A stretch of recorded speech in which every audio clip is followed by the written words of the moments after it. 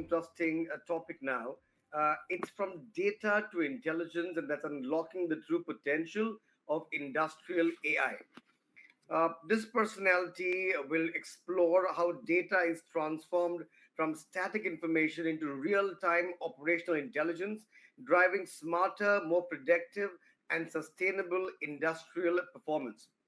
Now, as a deep tech innovator and industrial LOT consultant, our personality, Rajesh Swamy, he designs AI driven ecosystems where machines, sensors, and analytics work in tandem as a single intelligent flow, predicting failures, automating decisions, and redefining how industries think and operate.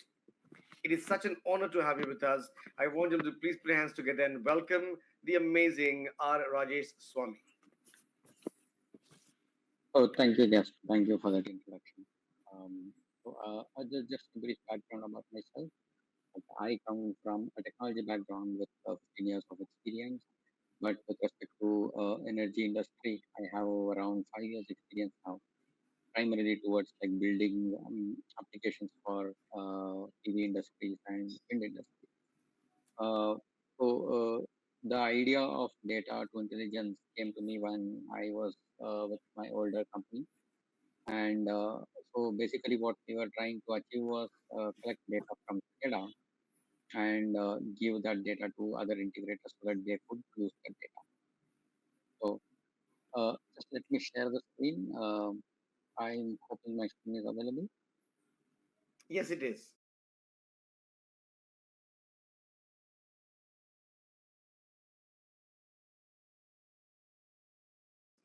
Yeah.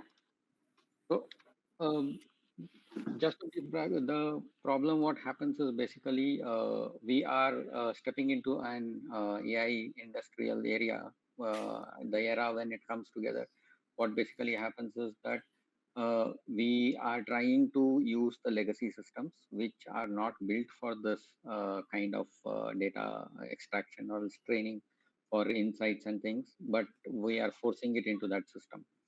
And with this, the problem majorly comes is that the data, which if it is not clean, it is not structured, then your output of the smartness of your system has also been not equally in tandem with the data. So this, what it brings together is basically you have a legacy system which you are collecting in inefficient data, and that system gives you an inefficient result, and people start having this idea that AI is not working or else your data collection is not working and things. Going a step back, what basically happens in the system is that how this industrial data lifecycle works is you have data collection. The major problem starts with data collection because if you see industries like PV energy or else oil and gas mining, any industry, each of them have their different protocols. For example, like PV industry has Modbus, IEC 104 61850, and wind has OPC UA, OPC DA, and each industry has its own backnet or else some other different kind of protocols.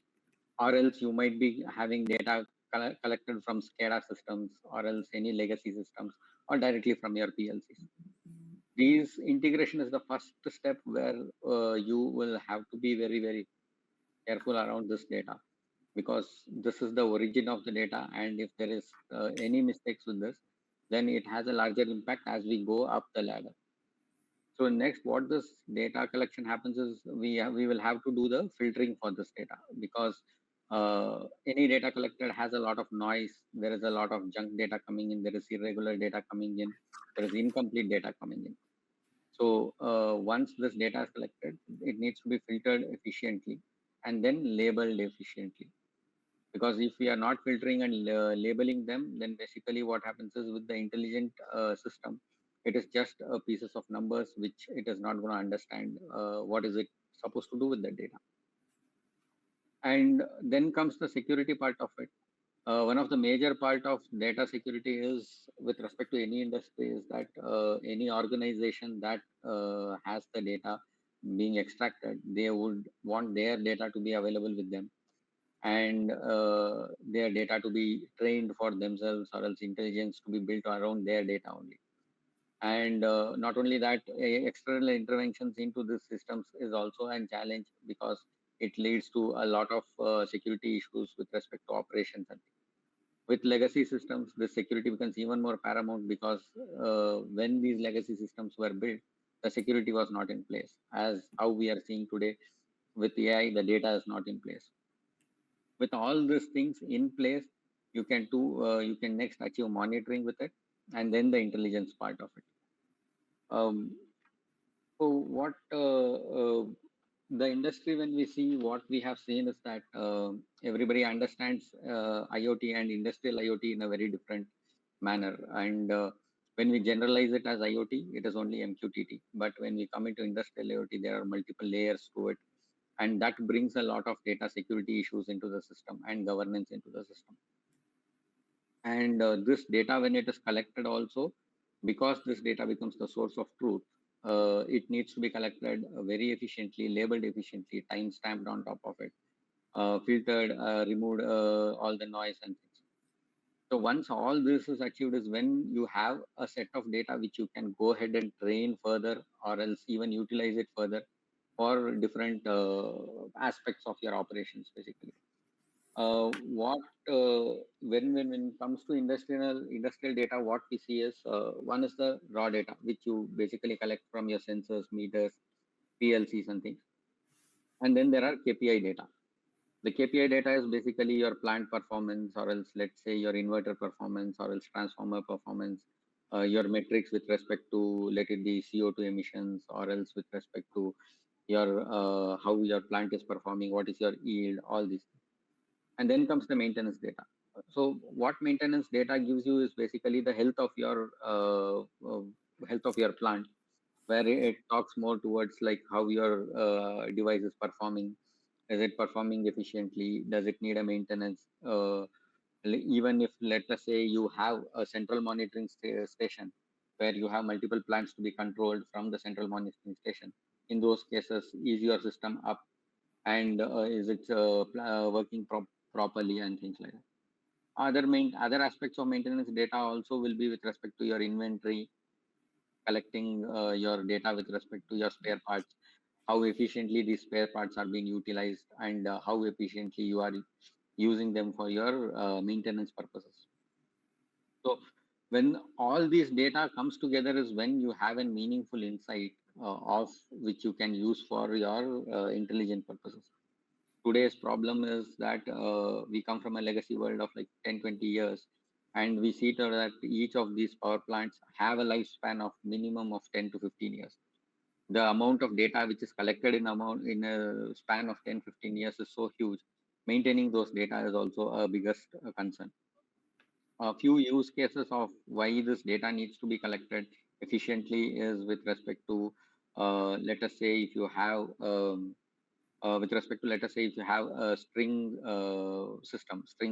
monitoring system, or else if you have multiple inverters in your plant, and let's say your portfolio has multiple plants, you will be able to compare each plant with respect to the other plant, and also compare each of these assets with respect to other assets, how they are performing. With this, what gives you is like next, let's say you are setting up a new plant, or else you are setting up few preventive maintenance schedules, or else anything. It gives you a clear idea like what would be the better option for these with respect to let it be your inventory, let it be setting up your inverter or your strings, or else matching all these things with respect to global standards, all these things. In real world case, what happens is basically you have three different systems coming into play once this data, everything is in line. One is your monitor and control, where you see your real-time monitoring happening, which is your SCADA system. Basically, if you see, you have three layers in any of this data available today in any of your plants which comes into the system. One is your field system, which is at your field level.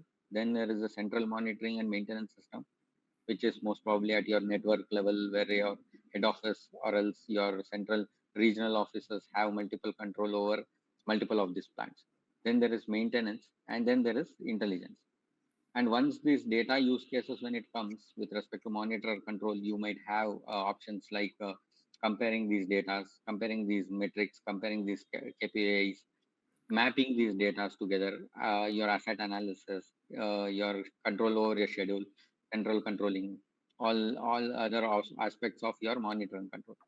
When it comes into maintenance, what happens is you could do a central maintenance with having a central team in place. Work order management can be done. Your workflow management can be done efficiently. Your crew management can be done efficiently. Your preventive maintenance and scheduling, breakdown maintenance, all these things. But a major aspect of it is you will have a central knowledge base of all these things, and also a central control over your inventory. Let it be with respect to compliance, or let it be with respect to your warranty claims. All these things is much more simpler and much more easier if you have all these systems and all this data available for you. For example, like let's say you go for a warranty claim with respect to any broken parts, then if you have the data backing to it, then it becomes much more easier, because these are all high value assets. Data will talk for itself and it will help you through the process. Another use case is, let's say you are getting into dissolving these assets. In those cases, somebody who's going to buy you will have a clear picture of how the asset is performing and how the asset is going to perform. All those things available if the data is available. And with this, what happens is it gives you a upper hand with respect to even with respect to your assets. Once all this data is available, that is when you get into the real intelligence. When it comes, your intelligence can be with respect to your analysis or else anomaly detections, your predictive analysis. Once your breakdown analysis and predictive analysis is in place, it helps you to get into prescriptive analysis.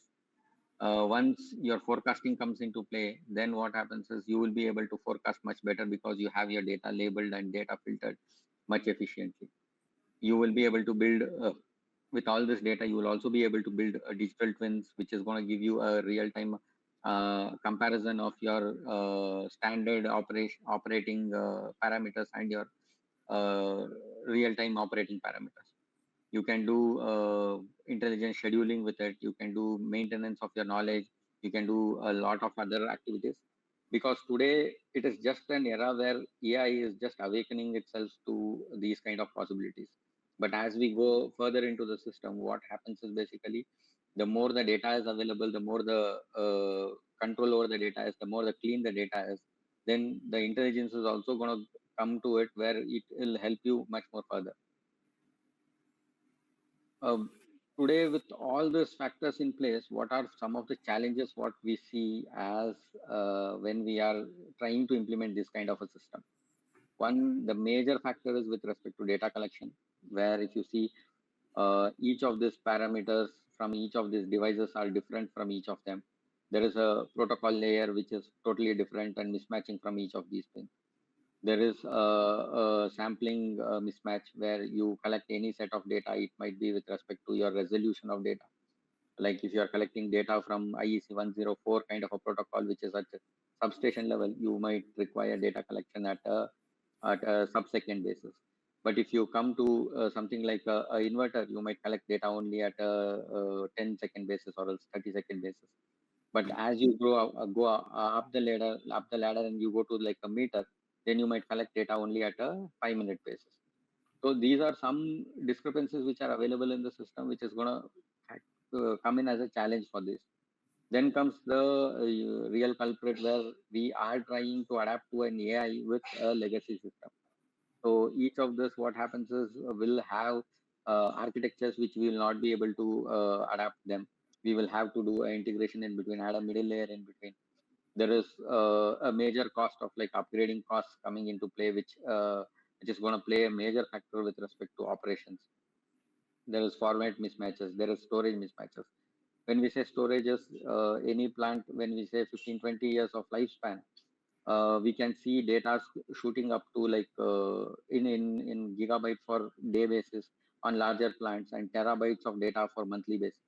So imagining these kind of scale of data being stored for a period of 15 years is totally unfathomable in today's day. So these kind of challenges are coming up with respect to legacy systems as we are getting into an age of artificial intelligence. The next major factor which comes is with respect to human.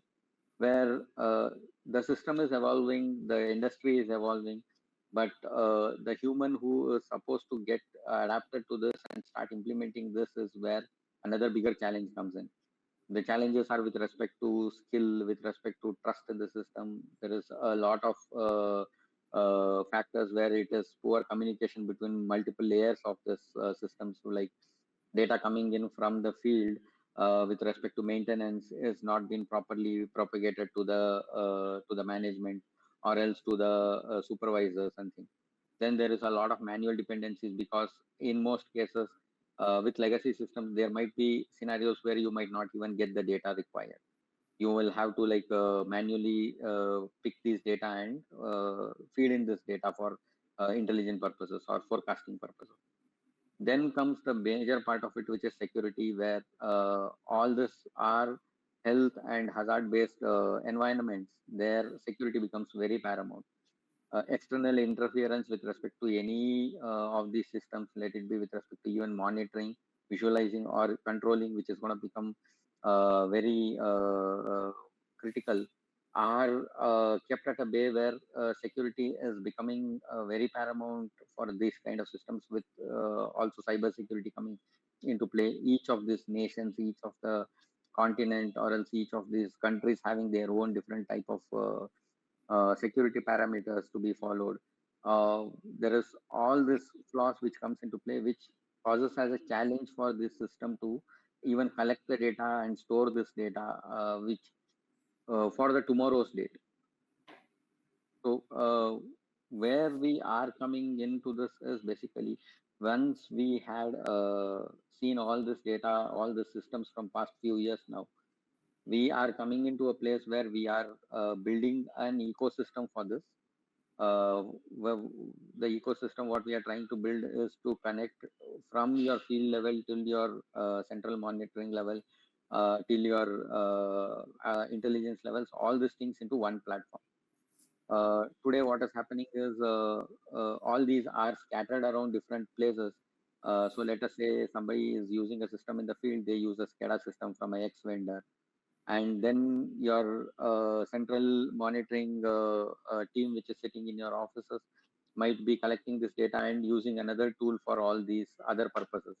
You have another tool for maintenance purposes, you have another tool for your alert purposes or notification purposes, and then scatter this data is scattered so far away that bringing it into one system is a major challenge when it comes.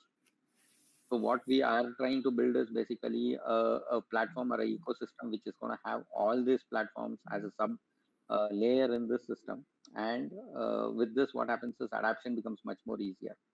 Let's say tomorrow a plant, a portfolio has around 10 different plants in 10 different geographical locations. Then you have a unified SCADA layer, which is going to collect data from all these 10 plants and present it to your central team. Your central team can use this data for their management purposes, inventory purposes, incident purposes, compliance purposes. Let it be with respect to workflow automations, or else let it be with respect to scheduling or anything.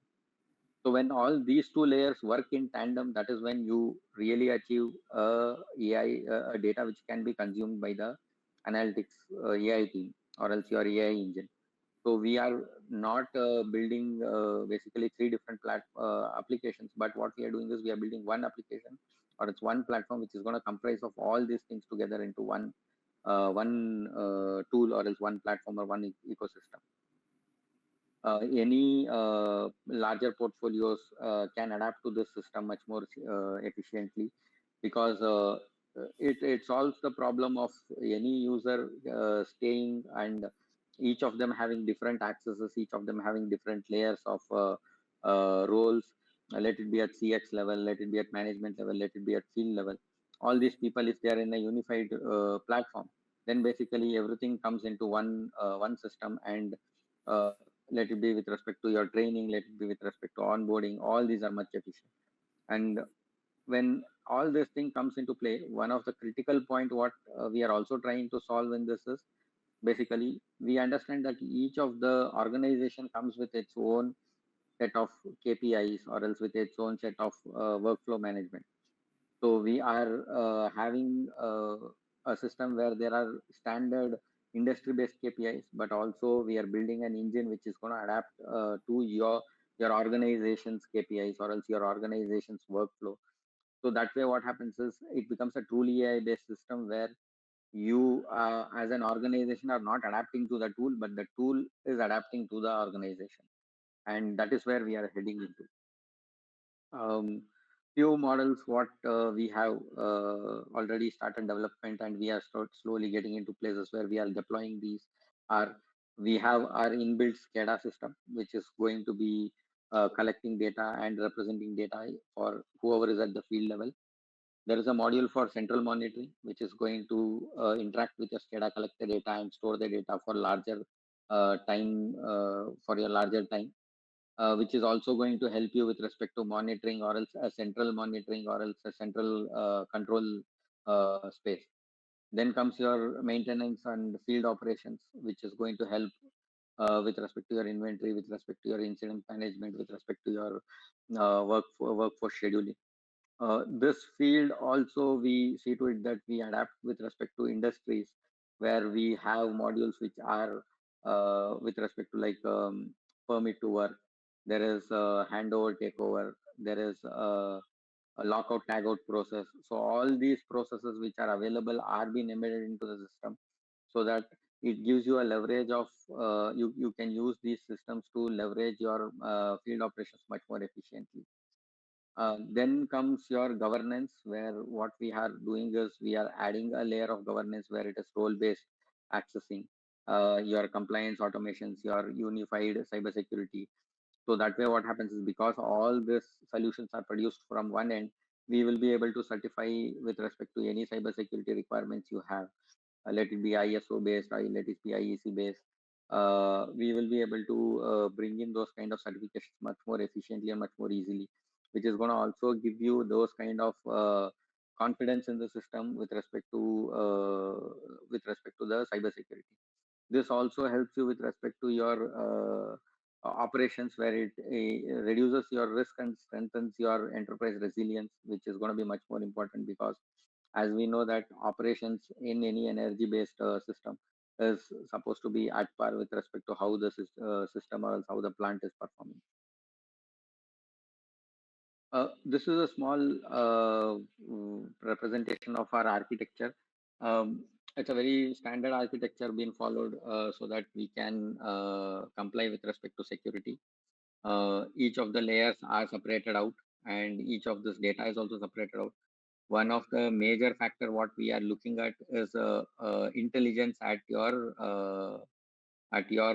smart at your platform level. So what I mean by intelligence at your platform level is we are not building any models which or else artificial models which are uh, cloud based or else tied up to the external data. What we will be doing is basically deploying it on your premises, deploying it in our data centers, deploying into your servers. So that way, what happens is you are not dependent on an external data source, and it works in a way where it consumes your data and gives you intelligence with respect to what you are giving it as a data. This brings a system where you will be more confident because you as an organization will be setting up your parameters with respect to security and not dependent on others security models. uh,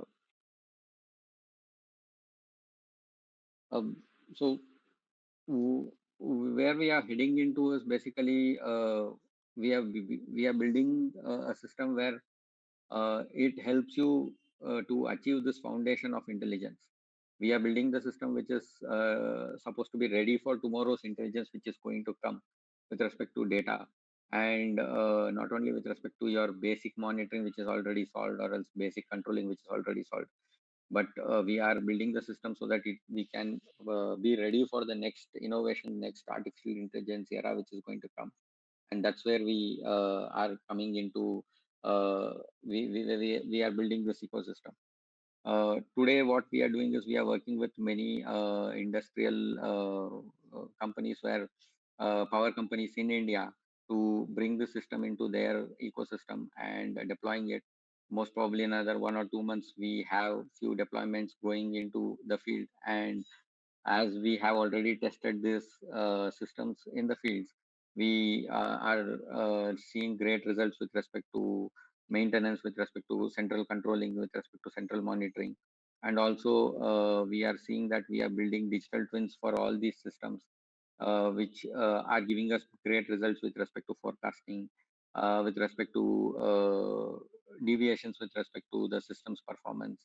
One of the use cases what we are building is basically uh, PV modules, which is the largest part of your power plant, has a life cycle of 15-20 years, and it comes with a guarantee and performance index matching to those time.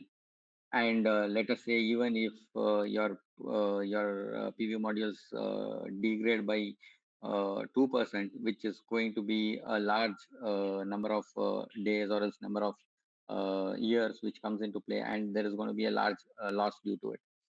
So our systems, what we are building is basically with the data available, we are building models for your PV panels, and those panels generate a standard deviation data with respect to your degradation, and seeing how they are degrading with respect to your real time. This gives a clear indication of how your real time and your design time uh, plant is degrading. And if these mismatches, you will be able to go to your PV vendor uh, for for either replacements or else for with respect to fixing these systems, so that you will be having a better yield with respect to your returns. I think wow, the power of industrial AI, and I think legends like Rajesh are leading the industry to operational intelligence.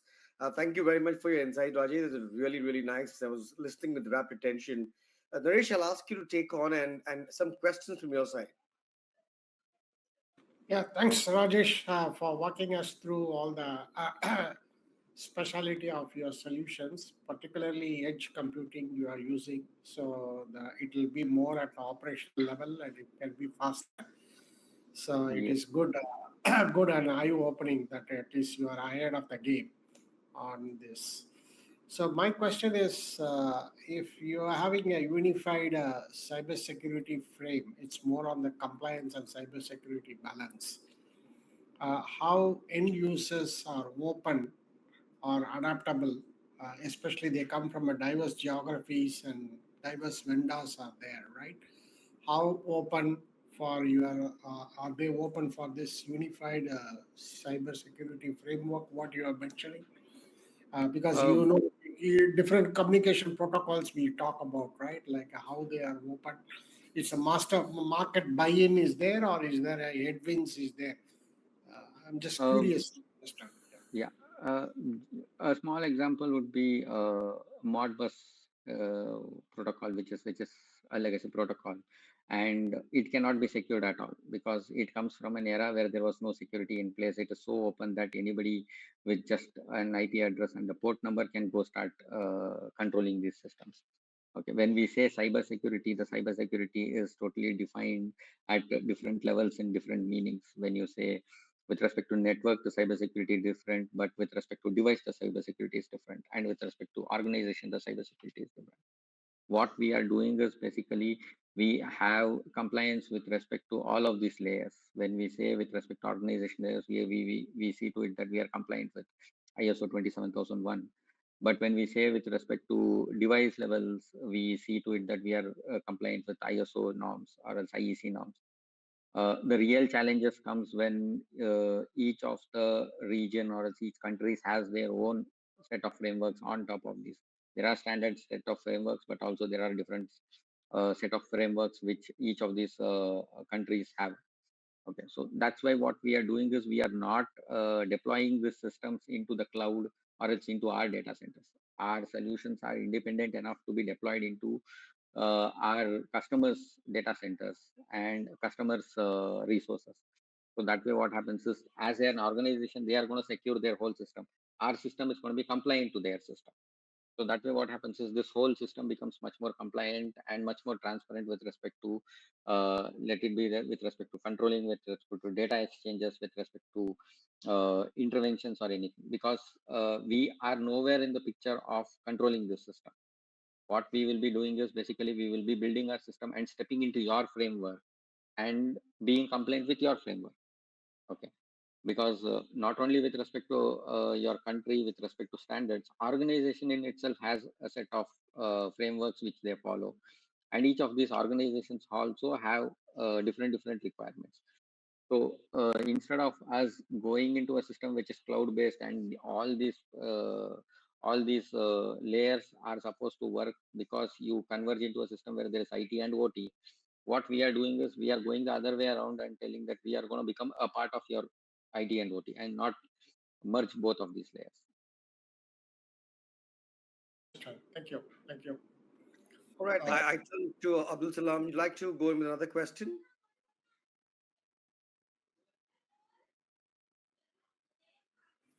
Thank you, Rajesh, for the very well prepared presentation. I really enjoyed going through the presentation. Uh, Thank you.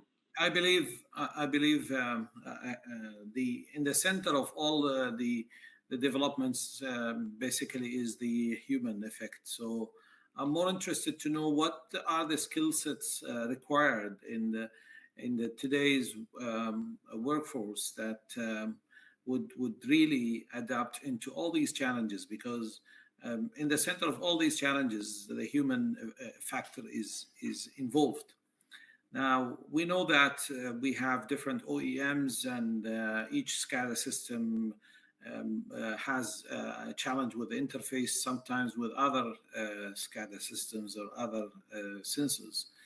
So definitely there is a challenge.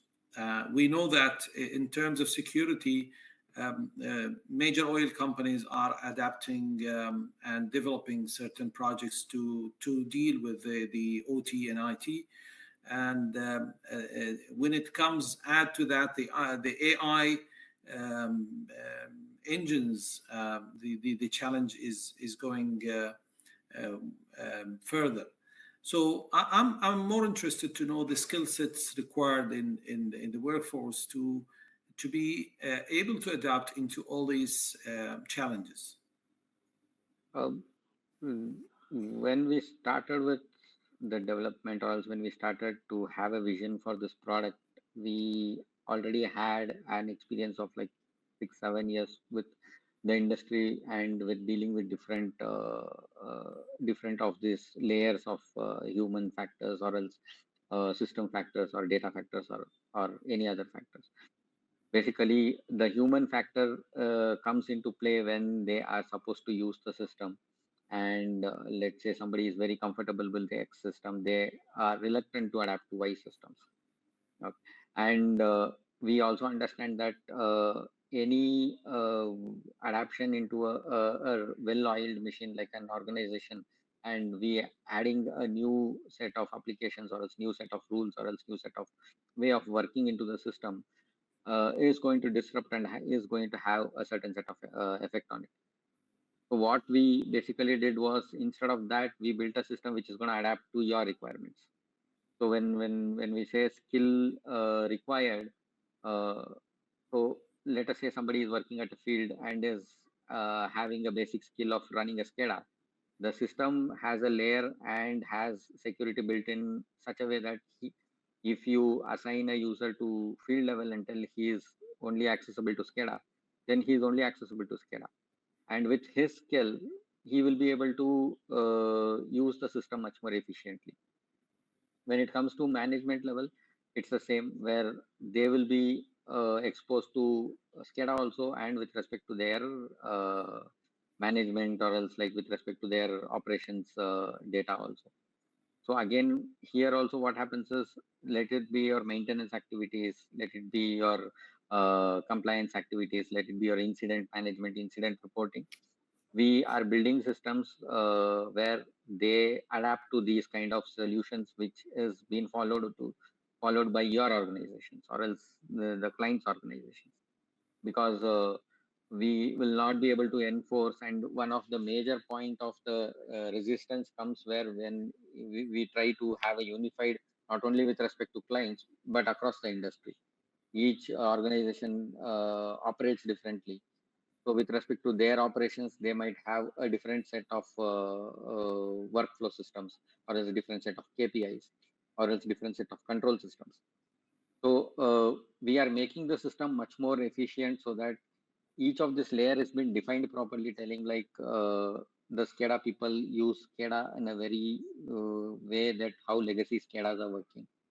But the management layer people are a mix of people who comes from legacy are also heading towards the AI, where analytics are required. So the skill gap, if we see, it is a mix of how well this person is with respect to the industry and not with respect to the tool. Another factor what we also see is that when we started using the systems, adapting and implementing it in different client places, what we have noticed is that SCADA is the much easier layer where adaptation is much more easier to handle. But when it comes into something like a central maintenance system, central monitoring system, there the adaptation is a little bit poor, because it not only does a basic layer of your monitoring, it also does a layer of your maintenance activities, a layer of your controlling activities, a layer of your scheduling activities. So what we did is basically we made the system in such a way that it is like your day-to-day tools, like using your calendar, using your mail inboxes. So the tool is not built to specifically high skill set people, but to a skill, or else to people who are at a very basic level. Because the adaptation has to be done. The tool also is supposed to adapt to the user and not the other way around. Thank you, Rajesh. Thank you. Thank you very much, Rajesh. Well, intelligence is a real competitive edge, and that's some great insights. Thank you very much for your topic.